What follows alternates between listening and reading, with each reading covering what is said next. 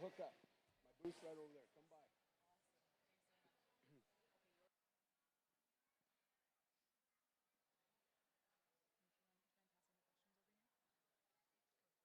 Pretty cool spurs. A little jingle going on. Yep.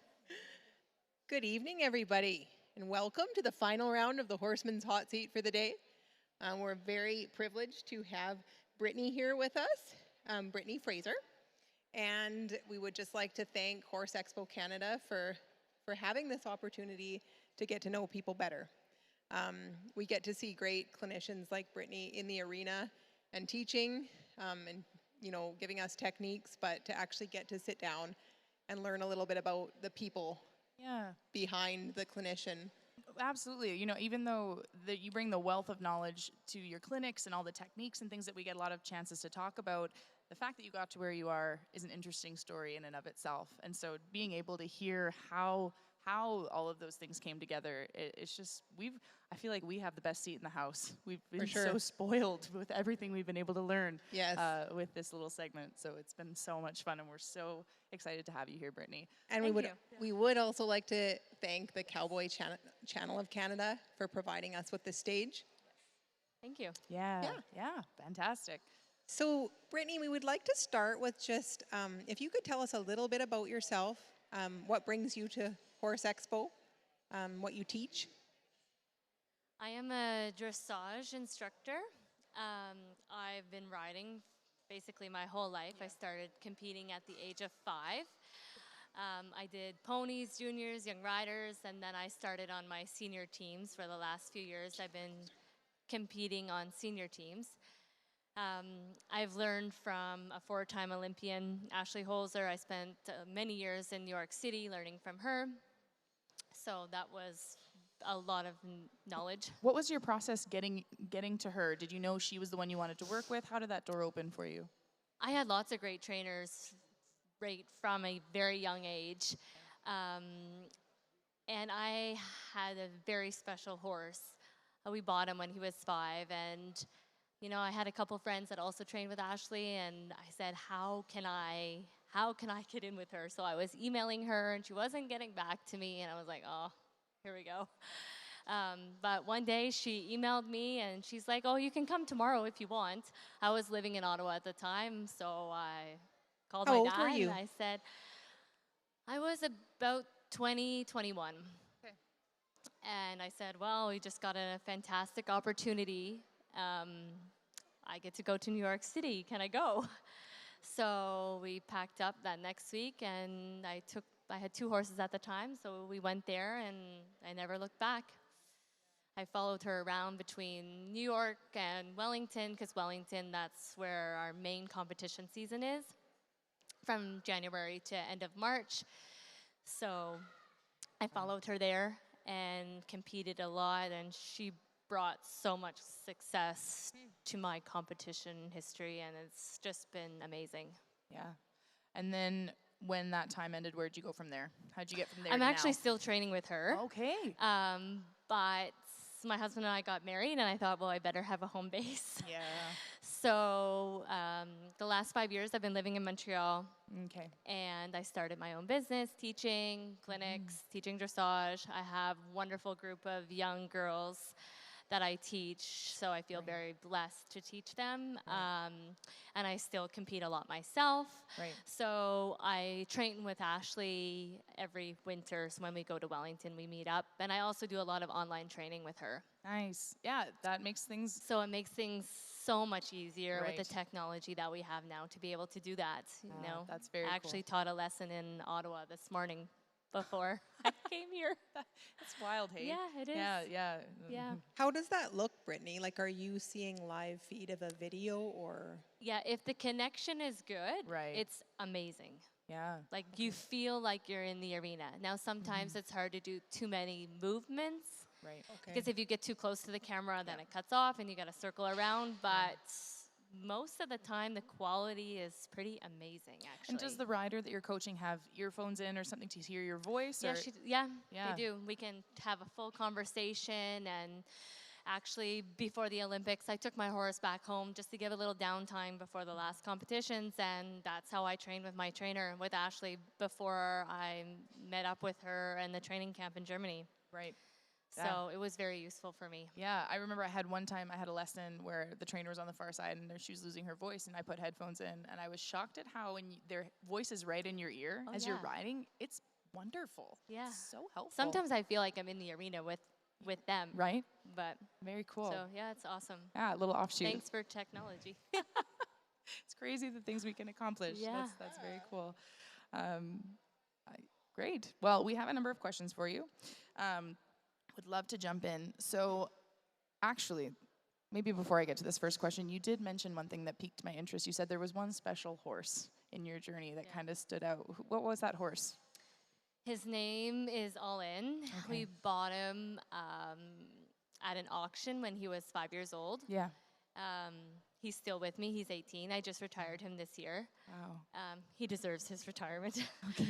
But he took me through the very first level in dressage, training level, all the way to the Olympics. Wow. Which is in a dream world, really, that happens. Yeah. Him and I have such a very special connection. We've traveled all over the world together. Right. We've done many competitions all over the world. He broke the Canadian Olympic record in the Grand Prix freestyle at the Olympics. So amazing. So he's very, very special to me. That connection you two share, why do you think it's something special with him and something special with you? What is that? I think we spent so much time together right from day one. I think that also creates a bond between horse and rider. Knowing when he doesn't feel 100%, I think is also a rider's job to feel, okay, maybe he's not feeling great one day. I think we need to call the vet or a massage therapist or call the farrier. To really know the horse's body is extremely important, you know, especially when you go up the levels and you want to try to get to the Olympics. There's no, nothing can be left unturned. Right. So I think I just knew him so well, and he was a bit of a tricky horse as a young horse. He had tons of energy, had a huge character, which all the really good horses kind of have a little bit of a quirky character. Yeah. So, you know, I would be at the horse show and I'd have like 10 different phone calls that my horse was colicking, but he wasn't actually colicking, he was just too hot. Oh. You know, like things like that, because he didn't like his blanket, or, you know, we took many airplanes together across the world, so we had lots of bonding time. So I think that really has a huge aspect of the success between a horse and a rider. It makes me think of through testing and challenges and pressures, essentially. It's a lot of different pressures to navigate. We that had the tons bond of pressure. deepens, right? We had tons of pressure over the years, because each team I made, it was down to the wire of who was going to make that team down to the last competition. So him and I experienced a lot of pressure. And, you know, there's many times where I was really stressed out before a ride, and he would take care of me in other ways, you know? I love that. So I'll never forget, I was pregnant, and I went to get on him, and the mounting block fell over. And I just fell off the mounting block. Yikes. And I was right by his feet, and he did not move. He knew that he should not move, and he didn't. Hey, Mom, are you okay? Are you getting back up? I know. He kept me safe through both pregnancies. So he's a very special horse. Wow. Yeah. I love, maybe it's just the horse nerd or the horse geek in me that just like hearing people talk about those horses. I think everybody at one point when you're a professional, you want to have a horse like that. Right. And I guess all the stars just aligned for me to have him when we found him, because it's really hard to find good horses nowadays. Yeah, that's a super special story. Thanks for sharing that. You're welcome. So that actually kind of bounces really well into our next question. What attributes are must-haves when you are purchasing a horse? For me, the rideability is huge.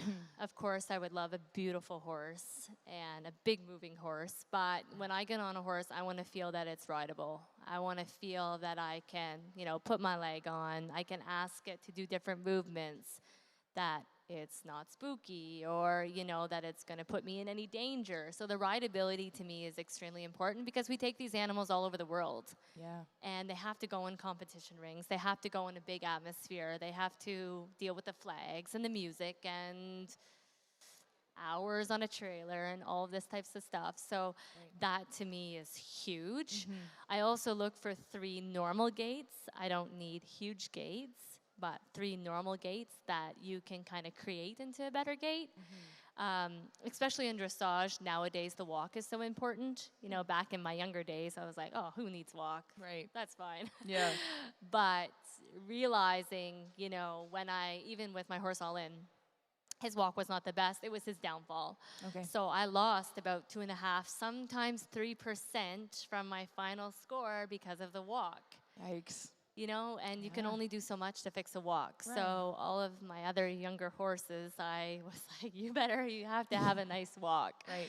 So that is something definitely I look for. Yeah. Brittany, can I just interrupt? What makes a good walk Yeah, great in your question. world? An overtrack, a pretty big overstep. Now you have to be careful that when a horse has a big overstep and extended walk, that when you collect the walk does not go lateral. So that's when they pace. Yeah. Okay. That in dressage is a big no-no. Yeah. And a lot of the walk, when you're being judged, is ×2. So it's a That's lot a of points. big part It's of the test. big points. Yep. So, you know, the relaxation, because some horses get really hot, and then some horses don't want to walk, which in my horse's younger days, he didn't want to walk. Okay. We trained it, and it got better. But, you know, all these things are huge, you know, point gainers or losers in the final end of a test in dressage. Right. Because it has to look effortless, right? Yes. Yeah. Beautiful and effortless. Yes. Yeah. And it is. It's spectacular to watch. A lot of times whenever I'm watching, actually I did watch a little bit of a video with you and All In because I was thinking about today, and his movement was quite captivating. Yeah, his extended trot, that was his thing. He loved it. Yeah. Very cool. Yeah. Okay, the next question. Do you think that there's a mental, physical, spiritual, and emotional aspect to horsemanship? And if so, can you explain? Yes, I definitely do. I think that horses, I kind of said this a little bit earlier, but all horses can kind of feel the rider. You know, when there's a nervous rider on a horse, they feel that energy and they either look after the rider or they don't.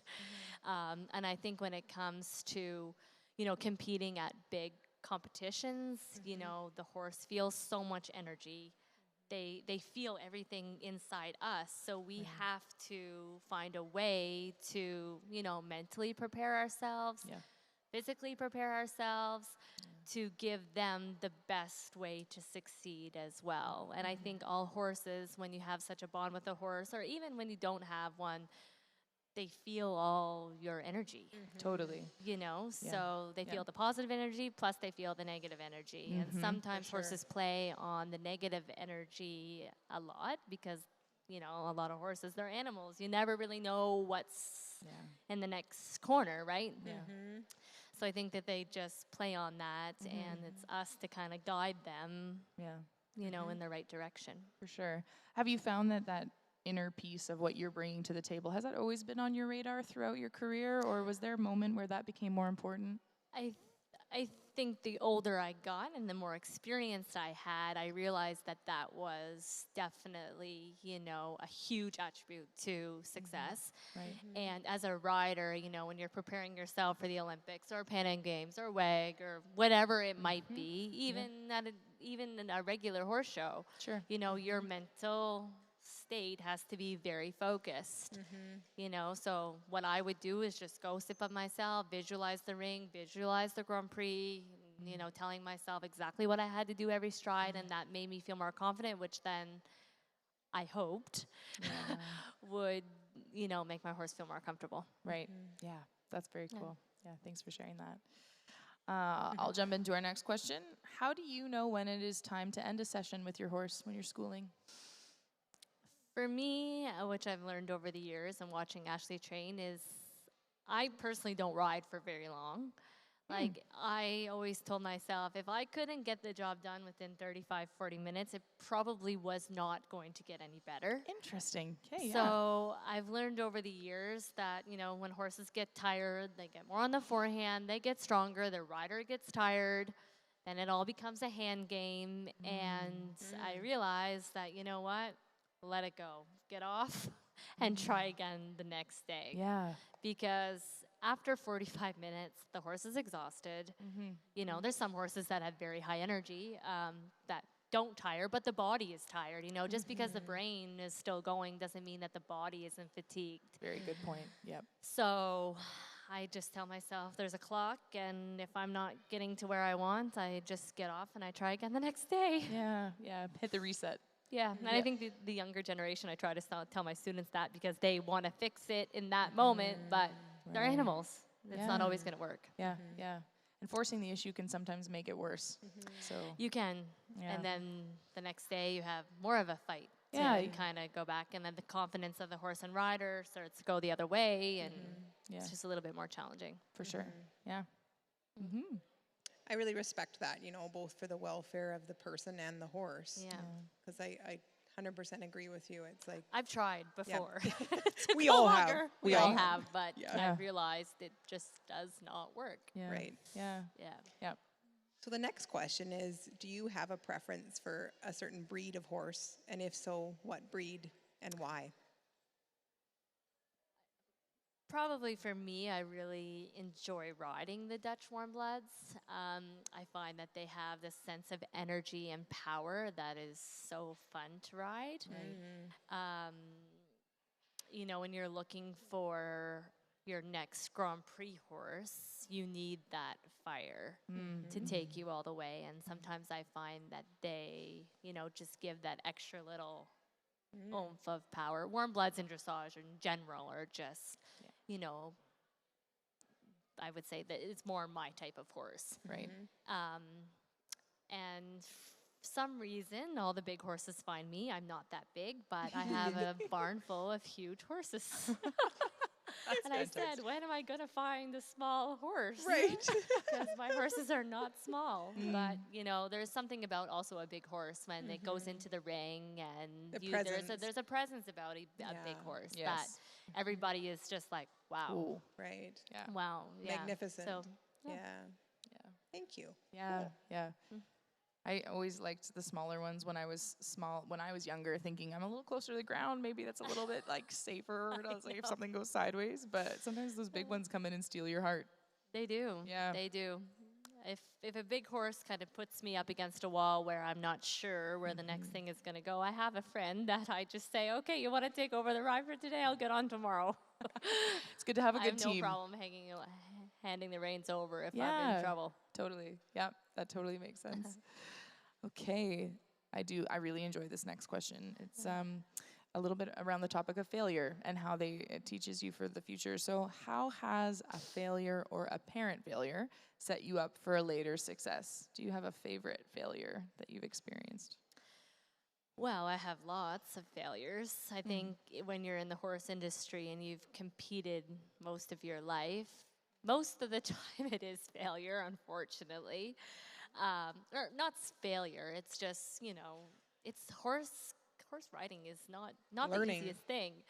So there's been many times when I was younger where I would be crying after my test because my horse wouldn't be on the bit, or it took off on me, or I never fell off in the ring, so that was always a plus. Yeah. But I've had a really nice horse. I had, it had an injury that was not gonna, he was not gonna make a comeback, and that was really hard mentally and everything to kind of get over that.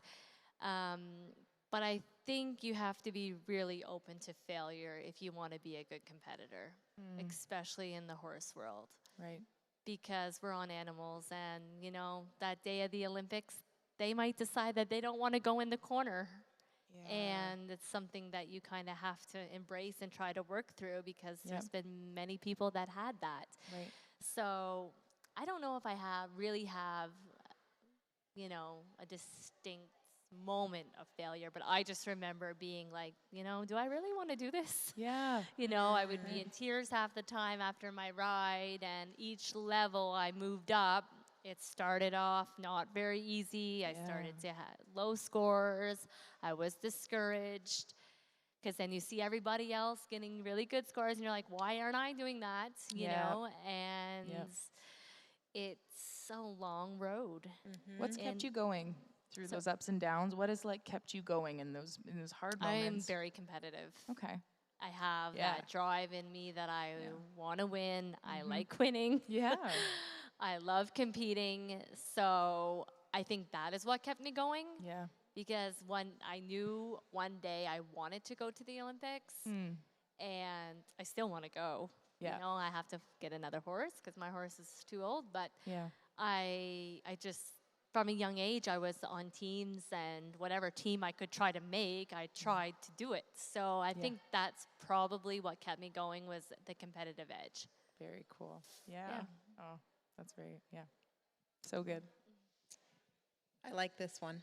Yes. It's always interesting. Mm-hmm. What is an unusual habit or absurd thing that you love, Brittany? This kind of stumped me a little bit, but, I really like playing with my hair, which drives my parents crazy and my husband crazy. So I don't know if that's the most absurd thing, but every time I'm playing with my hair, my dad and my husband are like, what are you doing? Stop. And believe it or not, or my son, he's 4, he started playing with his hair, and Mark's like, look what he's doing. Look at what you. We all know where that came that's from. the worst thing he does, then whatever. Right. That's very. Yeah. I think you're getting off easy. And I with drink that. cold coffee. I don't know why. I pour a cup of coffee in the morning, and it's still sitting on the table, and I'm still drinking it at 10 o'clock. But Oh, so it's not like iced coffee. It's not just iced coffee. It's just cold, lukewarm old coffee. I Which is bet. kind of gross, but Yeah. Well, I bet you it's accessible a lot of the time. I don't know. Yeah. Like I say, I get sidetracked. I have 2 young kids, so I blame it on that. Yeah. Is anyone else in your family horsey, or is that kind of Not just for really. you?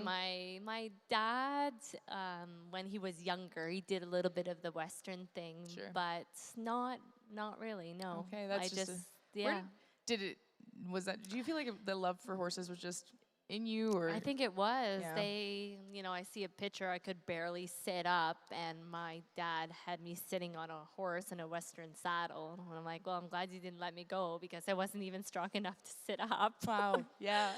So I think, Right. And I was just, There my was a dad re- was really competitive too in hockey, so I don't know if the competitive side Right. came from him. Or Sure. Yeah.